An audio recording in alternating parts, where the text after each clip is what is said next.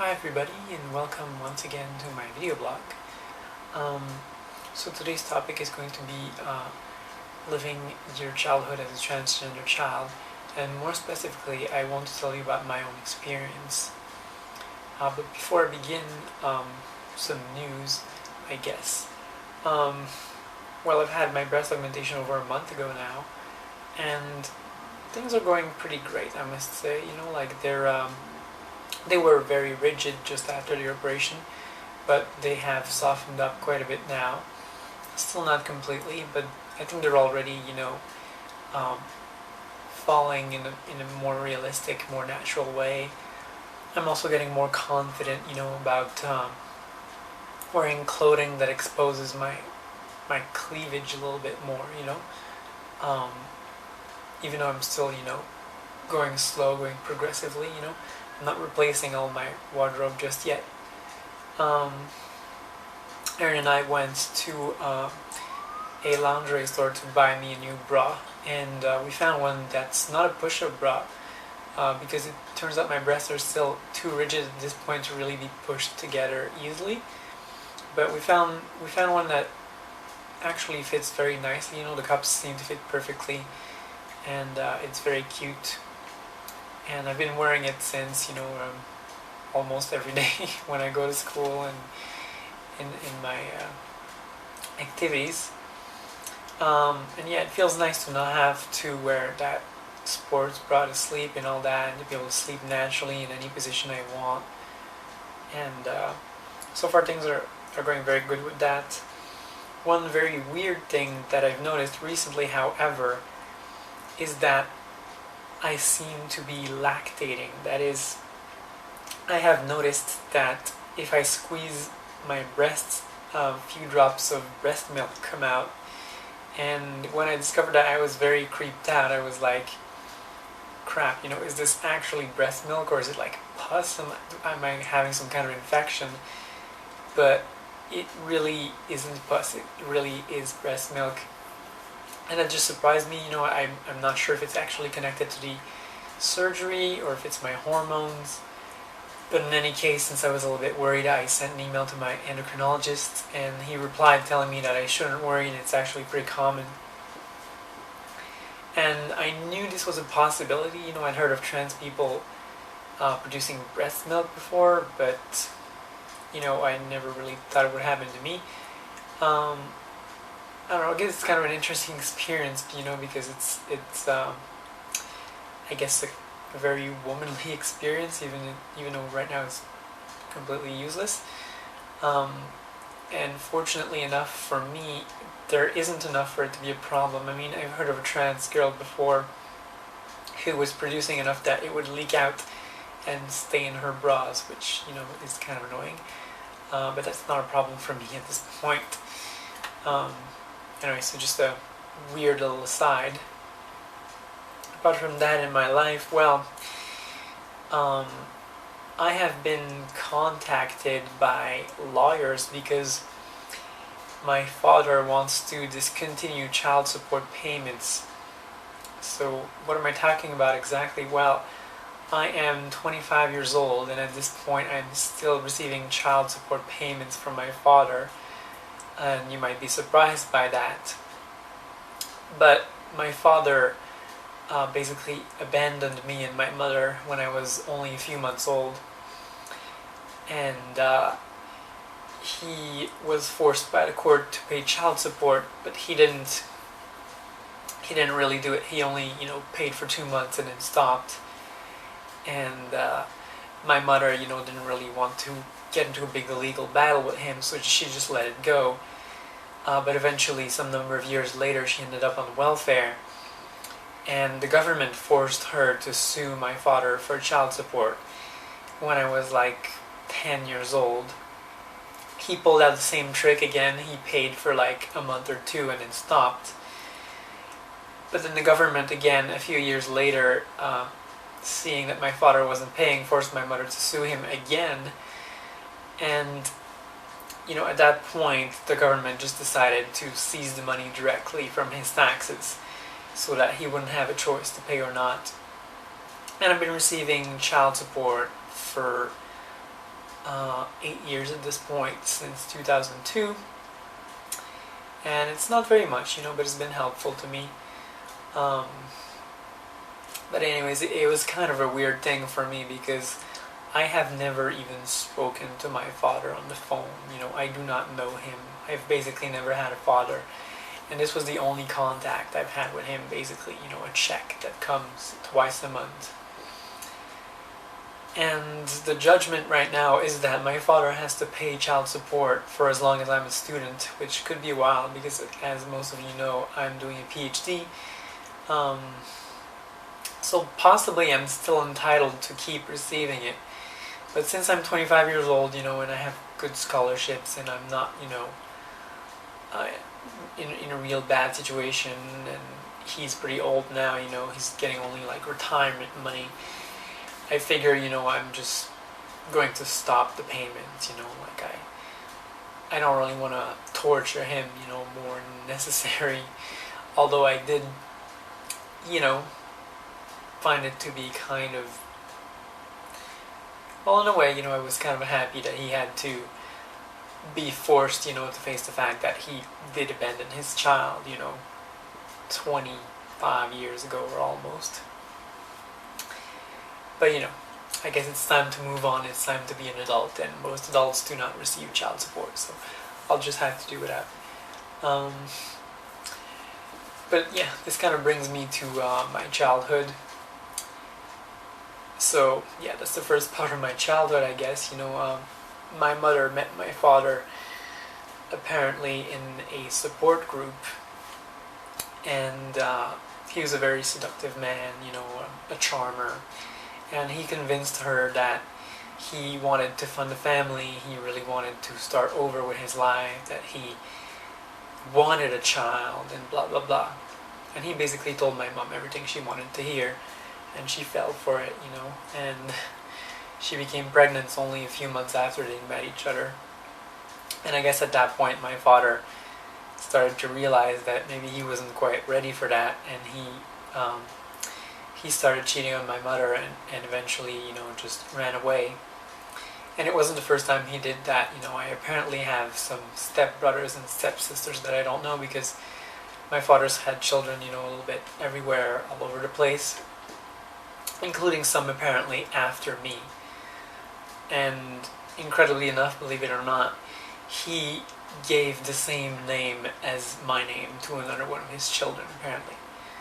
Which I find to be completely offensive, because it's like, how can you give two of your children the same name, How fucked up is that?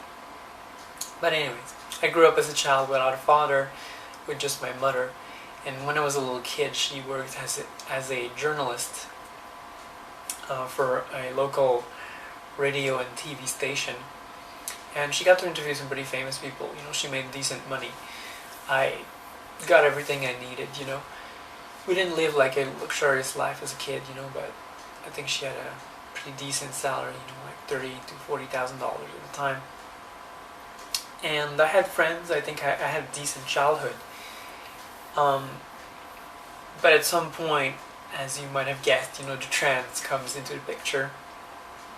I don't remember exactly what age I was, but very, very early on, I discovered that I wanted to be a girl, and that I didn't really feel quite happy as a boy, that something was making me uncomfortable, like in kindergarten, I could see girls playing with each other, and already there was like a little bit of segregation between boys and girls, and I just wanted to be with the girls, I just wanted to do what they were doing. I wanted to have the same clothes, I wanted to wear the same bathing suits, and play the same games they had, and have the toys that they had.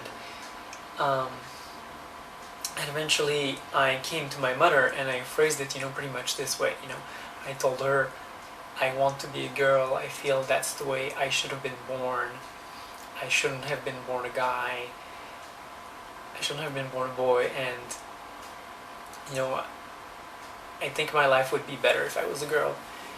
And at that point, my mother, didn't react very well. She basically told me that I shouldn't tell anyone about this ever, because people would make fun of me. that people weren't going to understand. Um, and I pretty much got the message. At that point, I didn't tell anyone because I was worried about what people would think, and I basically kept it a secret from most people until I was 18 years old. But as a child, I also had a few moments where I kind of explored. I mean, I couldn't completely give up on this because it was haunting me. It's like almost every day these thoughts that I want to be a girl were on my mind.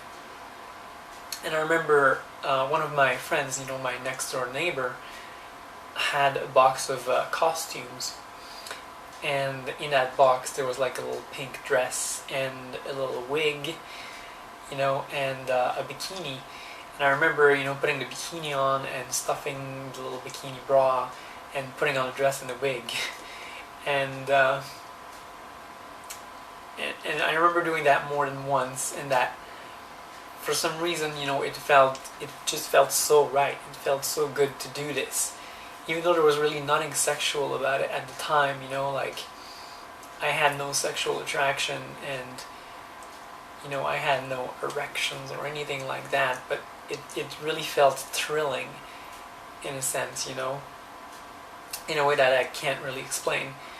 And I remember me and my friends going around, the neighborhood houses, and one of my friends was a girl, and we knocked on this guy's door, and my friend introduced me, and she was like, here's my friend Clara, blah blah blah. And obviously he recognized who I was, and he seemed kind of perturbed, and we didn't really understand at the time why he was perturbed by the sight of me cross-dressed. And I also remember another time in preschool, also again, fetching into like the costumes that we had and putting on a little princess dress, while I was with a friend. And lots of little experiences like that. Every time I got a chance to cross-dress as a kid, I did it. Until I realized at some point, that it wasn't socially acceptable. Because, not only had my mother told me, don't ever tell anyone about this, they're going to make fun of you. Well, at some point, I was in kindergarten with this other girl, in preschool, and I put on a little princess dress, while all the other kids were out to play in the schoolyard.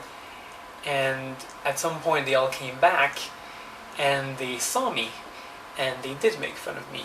And I think that's probably the point where I realized, I better hide this from people, because they aren't understanding of that kind of behavior. And I think at that point I basically developed this idea that I was some kind of a pervert, that there was something wrong with me, that it wasn't normal.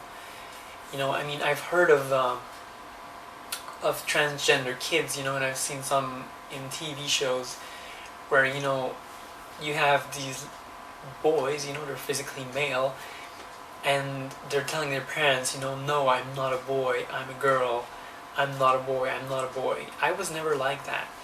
I never said, I'm not a boy, I'm a girl. To me, it was physically obvious that I had a penis. It was physically obvious that I was different from the little girls. And that, the physical reality was that I physically wasn't a little girl. So I never said I am a little girl.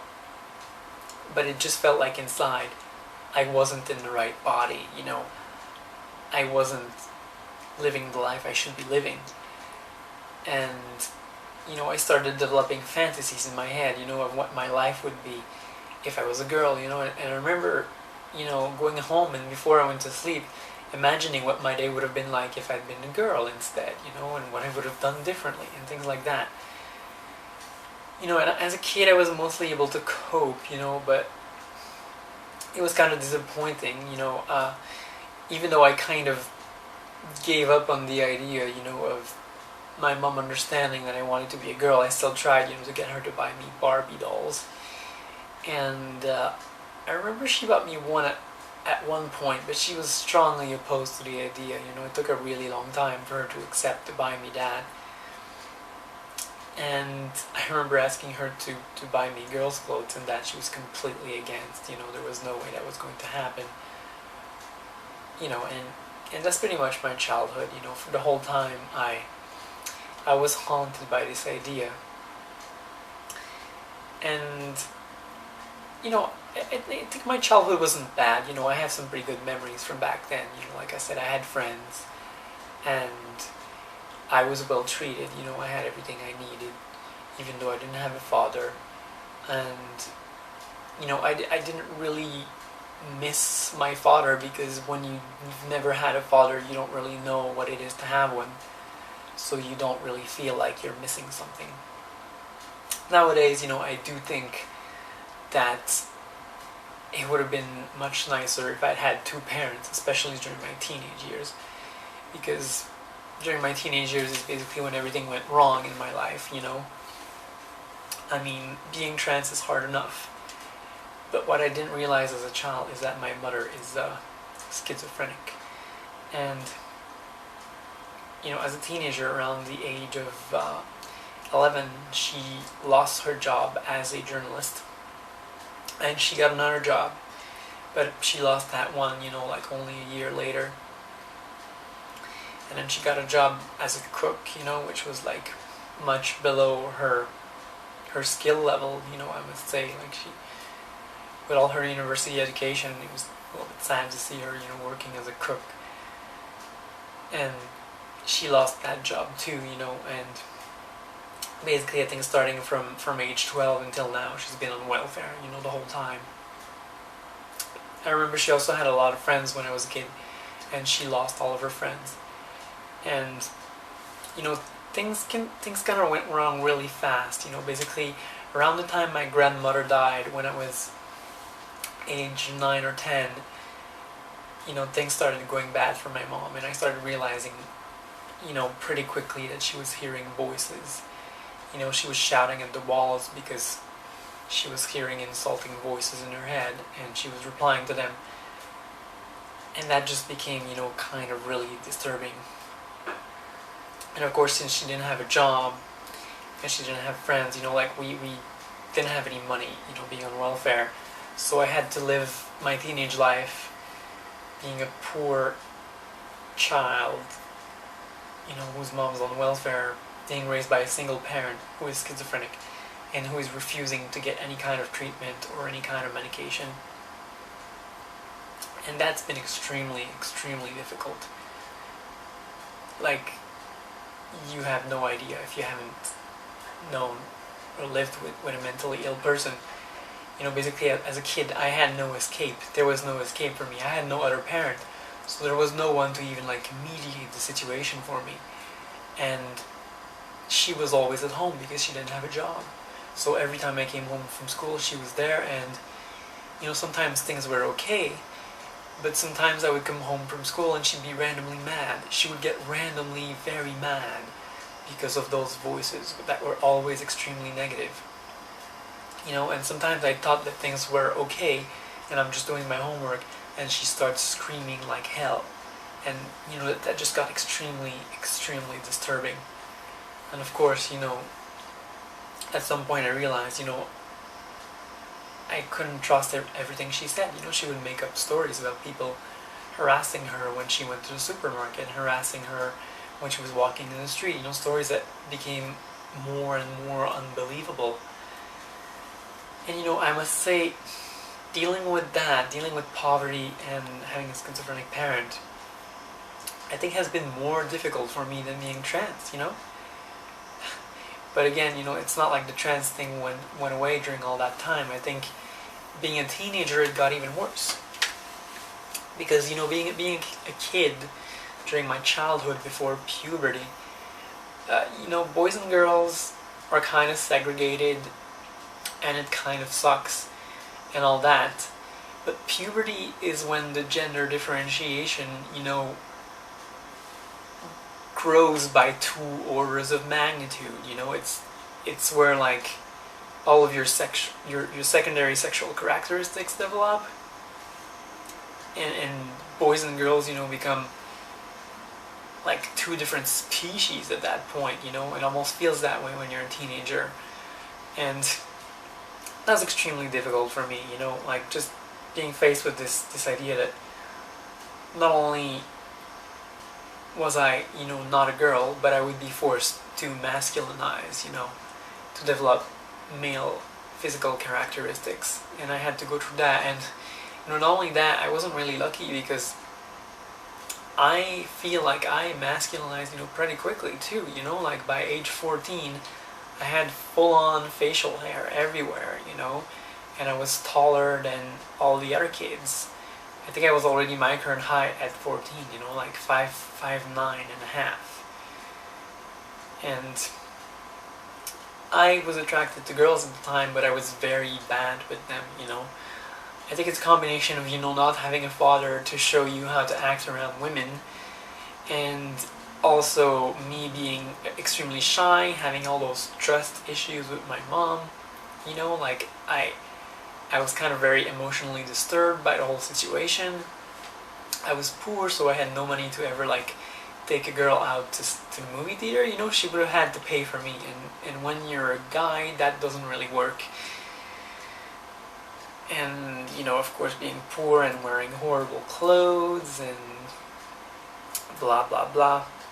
Anyways, I had a pretty terrible time, and the trans thing, just became much worse than when I was a child. I think at that point, it's like every single day I was obsessing with it, and I would go home, and before going to sleep, I would try to escape into my fantasy land where I'm living my life as a girl, and I would cry because I had this idea, that I could just never get there. It was never going to happen, and my life was just going on this tangent, where like in my mind I had only one option, and that was, to work hard to become a successful man, father of a family, and like provide for my family and all that. I always wanted to succeed in life and have a good job, but I didn't really see myself being a man in a way. Like that just didn't really work for me.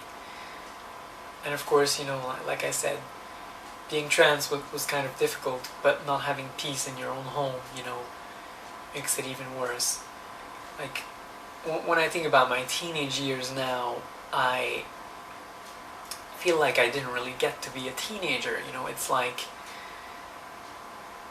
for the whole time I was living under an immense amount of stress.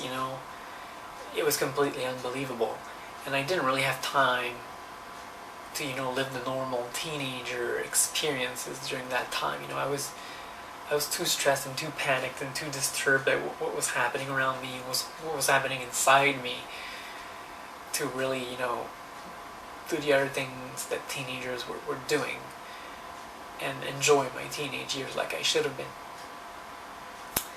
And nowadays, I feel like I'm just trying to catch up in a way. I'm trying to learn to socialize with other people.